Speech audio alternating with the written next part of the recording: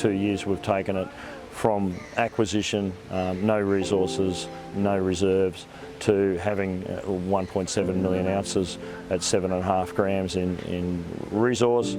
Our first reserve came out, our DFS came out, and we financed the project 6 weeks after the DFS came out, and we'll be producing 7% of the world's antimony in 5 months from now.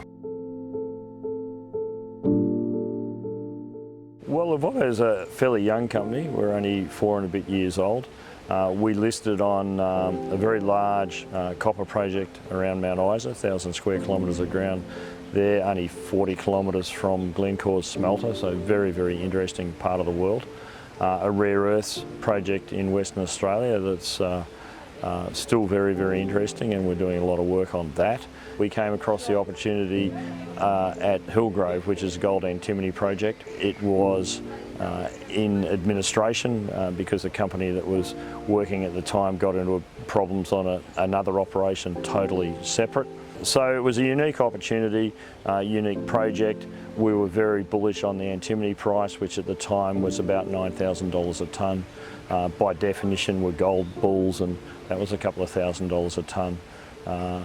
And just after we acquired the project in December 23, things on the antimony side started to move.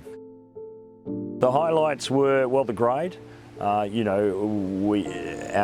reserve grade, which is heavily diluted, very heavily diluted, is something that I get into a lot, is still 6.5 grams per tonne gold equivalent, and we work in gold equivalent. And that sits at about 1.5% antimony, which is a very high grade antimony deposit. So that was a highlight. The fact that during the process, we inherited what we now say is probably about $400 million worth of infrastructure. Plus we could move quickly into production, and we paid $3 million for that. We're 20 minutes drive out of Armidale in central northern New South Wales. We're 2 hours from the coast, a 40-minute flight from Sydney, but yeah, we're in Wagyu beef central, very old farming area. It sits in an area of land called New England because it's a lot like Old England. It's quite green and rolling hills and things like that. The mine itself has been going since the 1880s, and it's meant that the logistics are very easy. People like living there. But that has allowed us to build an extremely highly skilled workforce of people who love doing mining but can go home at night and their kids can be at a really good school, which in Australia is very, very unusual. We've also gone out of our way to make sure that all of our workforce coming in up until production are shareholders. Its major uses traditionally has been as a metal hardener, particularly in lead.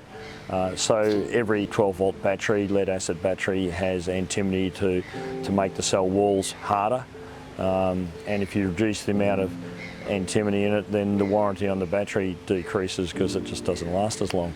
Every bit of military lead has antimony in it to make it harder. So, and that's about between 2 and 6% of every artillery shell, bullet or whatever has antimony in it. The big growth one over the last few years, last 8 years really, has been solar panels. So the panel becomes 2 to 4% more efficient. And that's quite big because solar panels are only sort of 22 to 24% efficient anyway, so a couple more percent is actually significant. The underground mine crew are in place. They're doing a bit of refurbishment, and we've got 15 kilometres of underground development in place.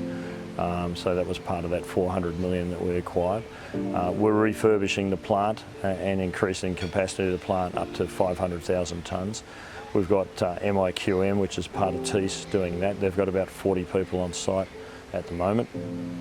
And that's on track, on time and on budget. They're a very, very slick team.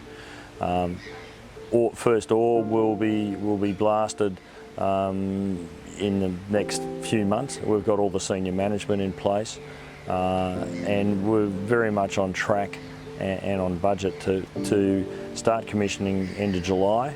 It's about a 4-month ramp up. So by Christmas we should be at full production.